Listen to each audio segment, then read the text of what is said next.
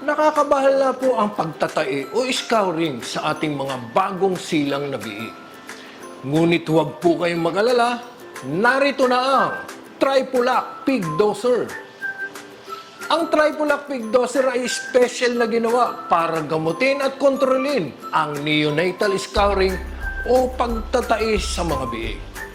Naglalaman ito ng trimethoprim at sulfadiazine na magkasamang lumalaban sa iba't ibang impeksyon, lalo na ang dulot ng E. coli at Salmonella species. Napakadali lang gamitin ng Tripulac Pig Doser. Gamit ang meter dispenser, bigyan ang bawat biik ng 1 ml ng Tripulac Pig Doser sa bawat 2 kilo ng kanilang timba. Bawat pump ng dispenser ay naglalabas ng eksaktong 1 ml ng suspension.